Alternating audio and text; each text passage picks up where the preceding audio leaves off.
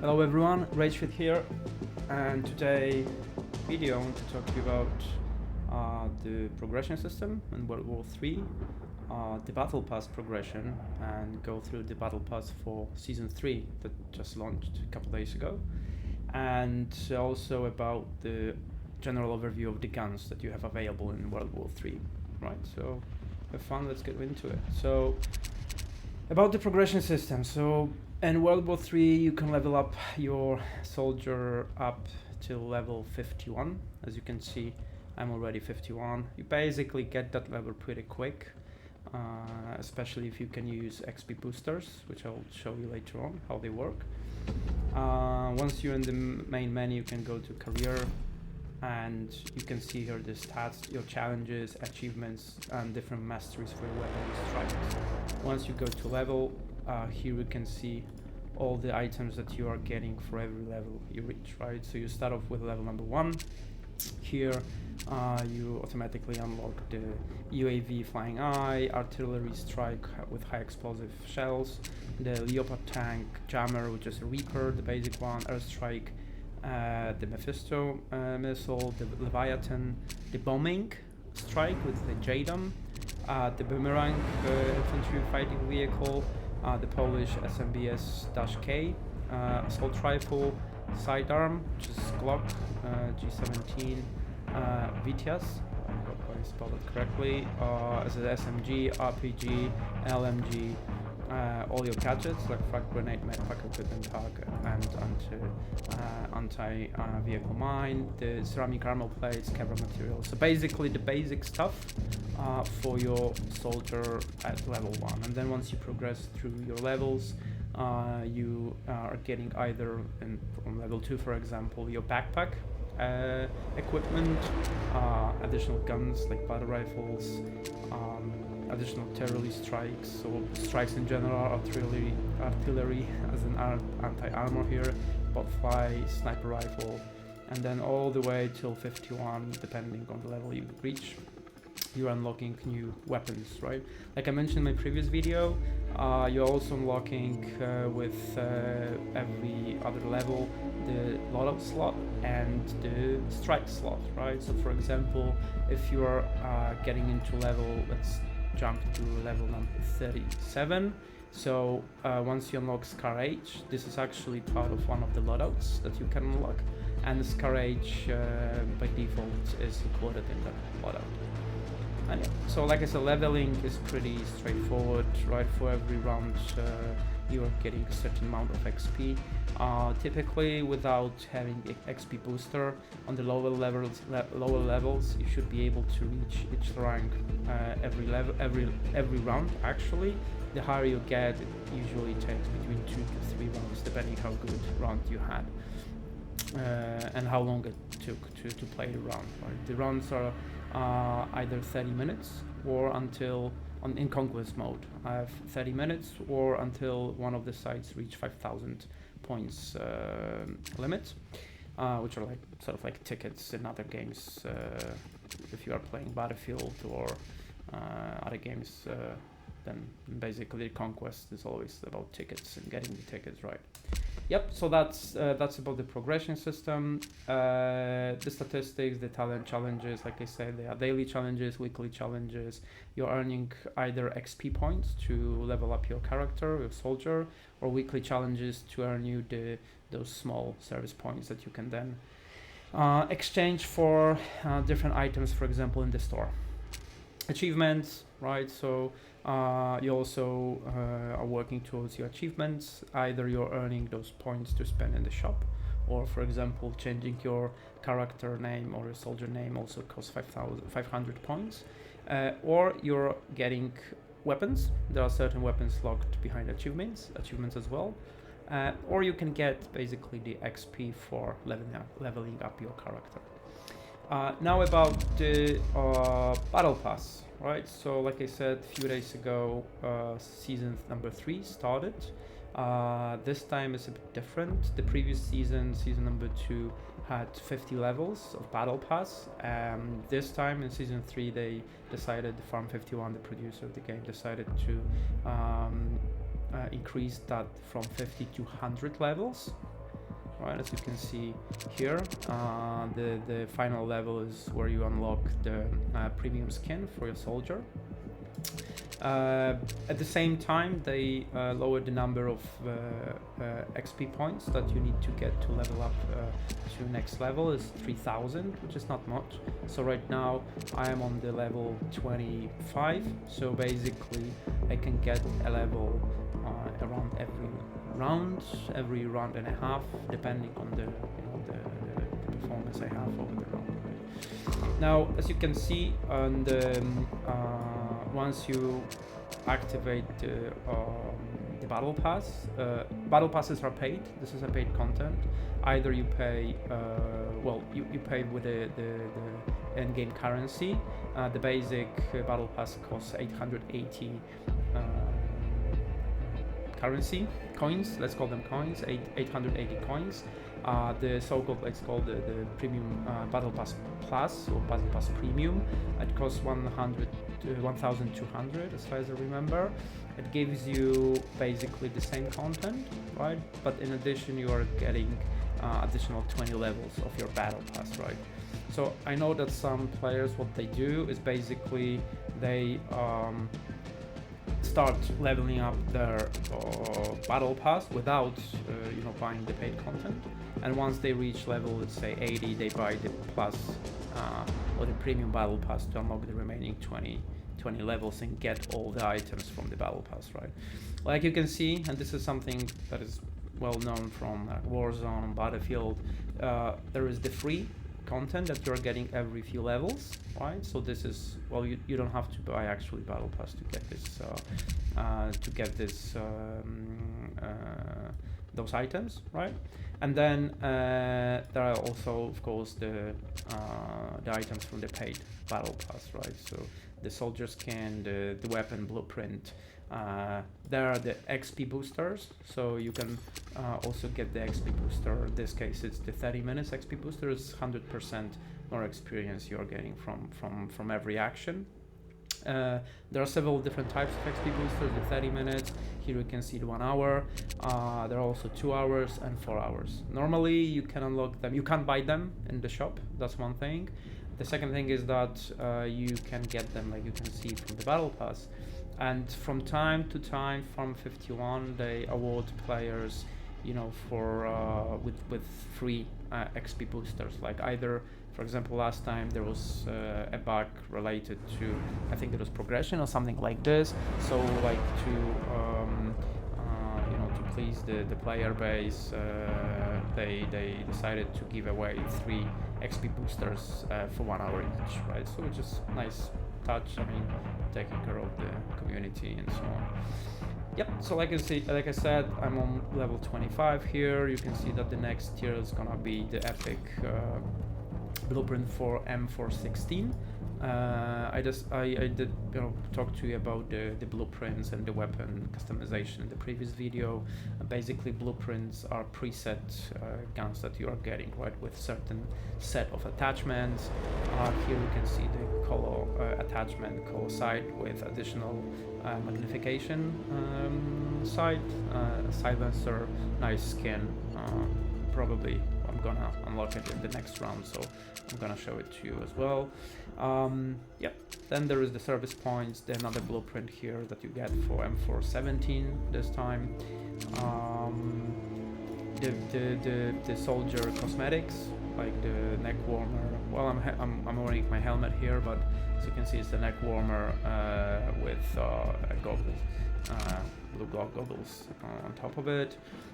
You're getting your banners background as well.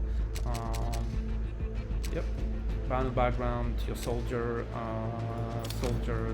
uniform, full set of uniforms. What else? Yeah, or single uniform item, which is a jacket in this case. A free weapon. So with this free blueprint, right? With this season, there are a couple of new weapons introduced, like battle rifle. I'll show you that in a minute as well. New equipment, which is the rocket launcher in this case. Sidearm, the Caracal sidearm. Here you can unlock the blueprint for that as well. Of course, once you unlock the weapon and you level up, you can customize the weapon the way you want, right? Even if you have the blueprint, you can customize that weapon based on the blueprint. Right, here's a very nice skin to Ripjaws Acer GX without the stock. So sort of like short version. What else? Here we are getting a very nice blueprint. It's actually very nice for M4, MWS. Yep, all the way up to level. Here is for the G36. Also with the drum magazine. You can unlock drum magazines for selected weapons as well. Of course, here another banner background. It's representing the Turkish army or special forces. Yep. So that's basically, it's pretty straightforward. Yeah, like I said, here you get the XP booster for 4 hours altogether. The problem with the XP boosters, just to let you know, is that once you activate them, the timer works all the time, meaning that even if you're not playing, like let's say you activated the one for 1 hour, you played one round, let's say for 30 minutes, once you end the round and leave the game, unfortunately the remaining 30 minutes will simply be still counting towards the end, right? So it is a good, if you are planning a longer, gameplay session, like 1 hour, 2 hours, 4 hours, it's good to sort of like micromanage your XP boosters as well.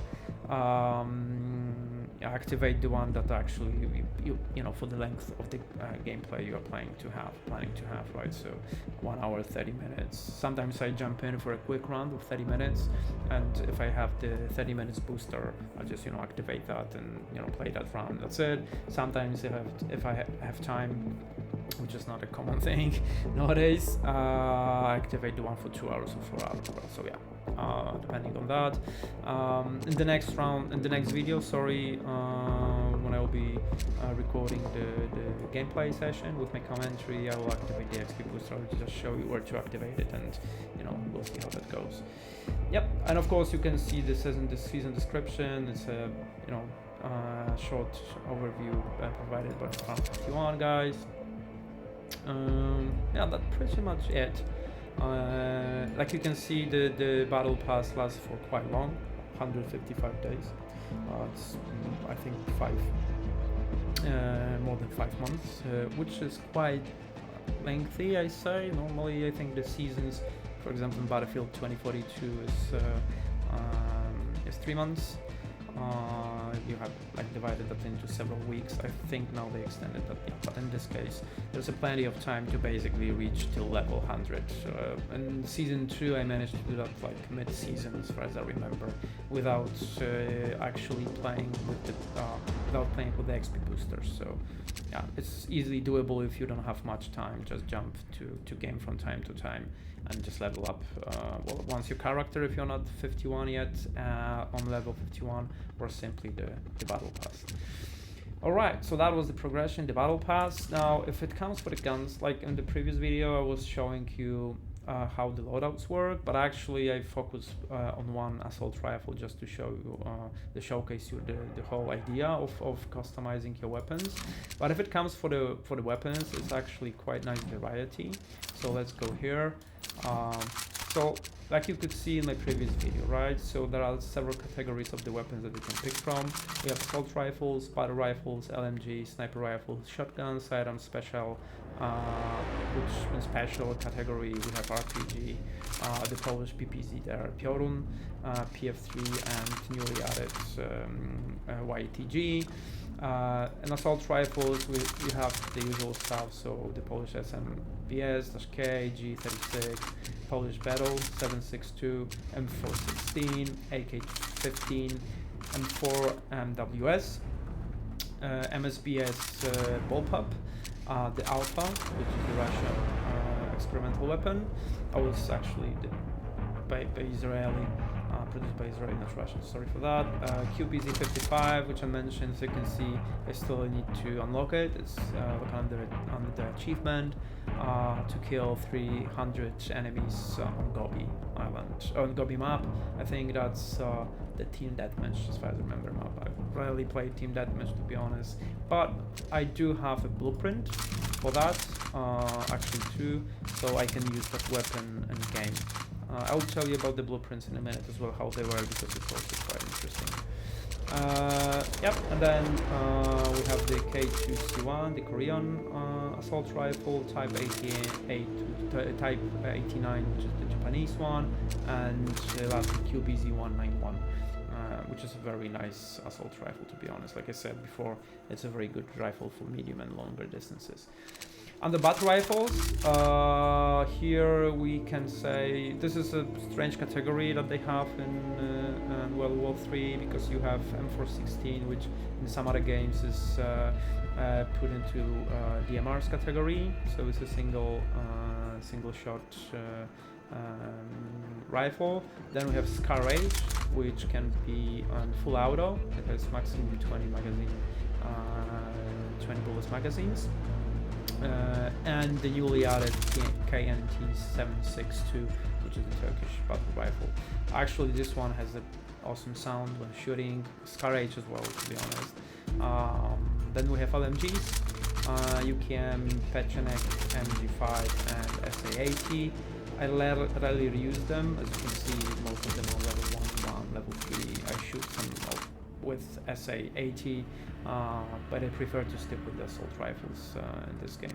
The sniper rifles, only 3 in this category: G29, Toknost, and M200. This is the heavy hitter. Those 2 are, well, nice alternatives. I prefer to use the G29. It's like a balance, a very good balanced sniper rifle. Shotguns, just 3 of them. The Palm 12 was added in the season 3. MCS, you can see I have it on level 17. It delivers nice punch and close quarters. Yes, if you hit straight at the guy, basically that's it. It takes him down. Sidearms, well, G17, the Austrian one, the Ragun, Polish one, Lebedev, the MG 9mm, mini Uzi, let's call it, the Eagle, that's an Eagle, and the newly added Caracal sidearm. Under special, like I told you before, we have RPG, Piorun, PF3, and YTG, and under SMG is Vitiaz, Glaubereit, the Polish SMG, and 6 Hours. Yeah, so that's it for the weapons. About the blueprints, this is interesting stuff. So normally when you go through your levels, well, you're unlocking your weapons, right? So before you unlock your weapon, you can actually customize it. But if, for example, and that happens in battle passes quite often, you can unlock a blueprint for a weapon that you actually can unlock later on in the battle pass. What it gives you, actually, it's an option to use that specific blueprint and choose it and to play with it, in a game, right? If you go, like, you have this weapon, this is a very good example, QBZ95, right? You can, as you can see, this weapon is still locked for me, but I have 2 different blueprints, pre-configured weapons, right? And actually, I can, during the game, I can pick that weapon, pick one of the blueprints, and, well, play with it, right? They are on level 1, as you can see here, but as you are playing with it, with that blueprint and that weapon, you are actually, let's call it like in the background, you are actually unlocking customization options for that weapon. So once I unlock QBZ95, it may be already, for example, level 10, 12. I haven't been using that much, but it should be somewhere like around level 10, I guess, right? So you still can be using those weapons if you have the blueprint, right? You can't customize it. You can't sort of like, like I say, I can select it, but the customization option is fully locked for me, right? I can't do anything with that weapon. But still, well, it's actually a very good assault rifle, but you can still use it, right? Yep, and that's about the blueprints. Now, I should talk in the first video actually about World War III, how to get the game, how to start playing it, how to install it and so on. So first things first, World War III is fully for free, right? You can download it directly on Steam. Just go to Steam, fire up your Steam application, type World War III. You'll get the game page. Just you hit install, you download it. The second thing, you have to create your account on World War III website. You then link that account with your Steam account, and that's it. Basically, like I said, the game is fully for free. The Battle Pass is also for free. I mean, those 3 items that I showed you, you don't have to buy it, you just activate it, and then you get that content which is labeled free for free. You can fully play it for free. If you want to, support the producers, you can buy the Battle Pass. The basic one, like I said, is 880 coins. It's around 15 euro. I mean, to get this amount of coins is around 15 euro, as far as I remember. So it's not much, right? It's considering that you are buying the Battle Pass for at least, 5 months. It's relatively cheap, right? Considering, like, if you combine it to other modern shooters or other games, I think the Blizzard is the best or worst example, depending how you look at it, of how to, rip players from their money.